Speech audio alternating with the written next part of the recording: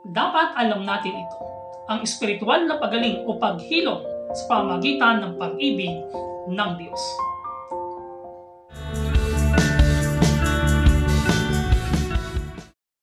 Ang espiritual na paghilom sa pamamagitan ng pag-ibig ng Diyos.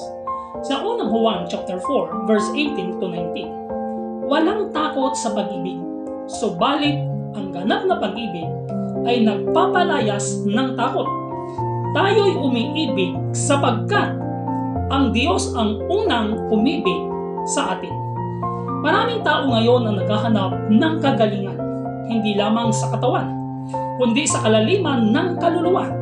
Sa panahon ng pagod, alalahanin, at mga sugat na itinatago sa likod ng mga ngiti, madalas ay hindi napapansin na ang tunay na sugat ay nasa loob. Ngunit ang isang katotohanan ay hindi dapat kalimutan. Tanging ang pag-ibig ng Diyos ang magpapagaling sa pusong sugatan. Ang pag-ibig ng Diyos ang pinakang pundasyon ng paghilom. Ayon sa unang Juan chapter 4 verse 18 to 19, walang takot sa pag-ibig. Subalit ang ganap na pag-ibig ay nagpapalayas ng anumang takot.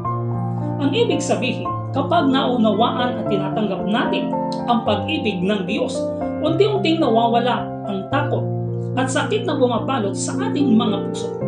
Marami ang nabubuhay sa ilalim ng takot na hindi tanggapin, takot na mabigo o takot na hindi sapat. Ngunit ang pag-ibig ng Diyos ay nagbibigay ng kapanatagan. Ipinapaalala niya sa atin na tayo ay mahalaga, pinatawad at minamahal ng walang kondisyon. Nagsisimula ang espiritual na kagalingan kapag hinayaan natin ang pag-ibig ng Diyos ay humipo sa pinakamalalim na bahagi ng ating pagkatao.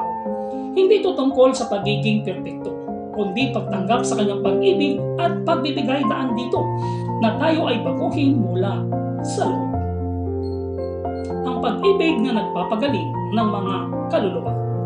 Kapag naranasan natin ang tunay na pag-ibig ng Diyos, may kakaibang pagbabago na nagaganap. Ang pusong matikas ay lumalambot, ang isip ay nagiging malinaw, at ang mga sugat ng karanasan ay unti-unting naghihilom. Ang pag-ibig ng Diyos ay hindi lamang nagbibigay aliw, ito ay nagbibigay buhay. Tinuturuan tayo nitong magpatawad, umasa muli, at makita ang ating sarili ayon sa kanyang pananaw. Ito ang dahilan kung bakit narito ang Soul Care Ministry, upang ipalaala sa lahat na ang kagalingan ay posible. Ito ay nagsisimula sa pagbubukas ng ating puso sa pag-ibig ng Diyos. Sa pamamagitan ng pananalangin, pagdinilay at patnubay espiritual, matatagpuan natin ang kapayapaan at lakas mula sa Kanya. Ang paghilom ay hindi imposible. Hindi mo kailangang manatiling sugatan o takot. Ang pag-ibig ng Diyos ay hindi malayo. Ito ay laging naririyan, handang yakapin ka. Ang pagliligtas sa pamamagitan ni Jesucristo ay sayaring pag-ibig na makapagpapagaling sa iyong kaluluwa ngayon. Ang mayamang pag-ibig at biyaya ng Diyos ay sumaiyo sa iyong paglalakbay